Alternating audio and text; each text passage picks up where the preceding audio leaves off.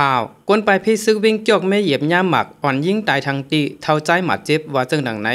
เมื่อส่งถึงพี่น้องเขาเจอห้ามถอมเย็นปันแห้งข่าวเงาตังเสงค่ะในวันเมื่อในก็เมียนใส่ในวันที่28เดือนธันวาคมปี2เฮงไป25ในค่ะเอาค่ะในจอมหนังโหคอข่าวเงาคือตะนเอาค่ะตอนในเกาะก้นไปพี่ซึกจอกแม่เหยียบย่าหมักอ่อนยิ่งตายทางตีเท่าใจหมัดเจ็บในนั่นเสเดี๋ยวเอามาสืบปืนเพปันพี่น้องเขาห้ามถอมเย็นกันอยู่ค่ะอ้อ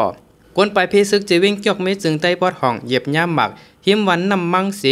อ่อนยิงก้อนหนึ่งตายทางตีเท่าใจก้อนหนึ่งหมัดเจ็บตีแขนว่าไหน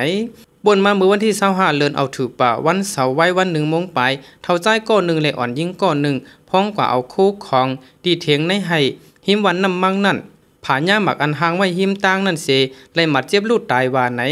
ก้นหนุ่มในพื้นที่ก้อนหนึ่งลานเนตีผู้โดยฮอกว่าเขาอ้างกว่าเอาคู่ของตีเถียงในให้11ลักเสเหยียบย่าอ่อ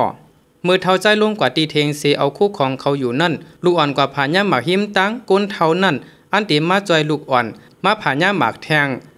หมากแตก2ลูกอ่อลูกอ่อนตื้อญาตีก็โหเสตายกำเหลียวก้นเท่านั้นแต่ตื้อตีแขนก้อยว่าไหน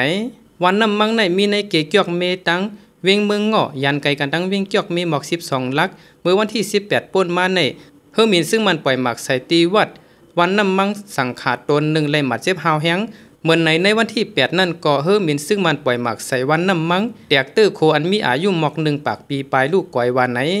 ไว้ตับซึ่งมันยึดกุมในขึ้นวิ่งเกี่ยวเมสายซึกตางที่NLAกำพองไล่ถอยออกกว่าจอมเสียนตั้งเกี่ยวเมเมืองเงาะย้อนนั้นก้นเมืองเจออยู่จอมสายตั้งนั่นไล่อ่อนกันเงื่องไปออกขึ้นเยเสกว่าอยู่เศร้าไว้ในสวนในไฮต่อถึงย้ำเดี๋ยวไปฮัดปอขึ้นเฮินเยขึ้นวัดจังหนังในคาอ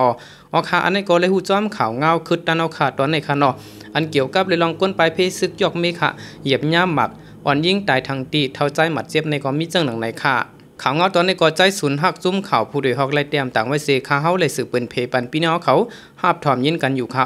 ยินจมถึงกูก็กูก้นเจอหาบถอมยินปันแห้งข่าวเงาตังเสียงกูก็กูก้นค่ะไม่สุงคา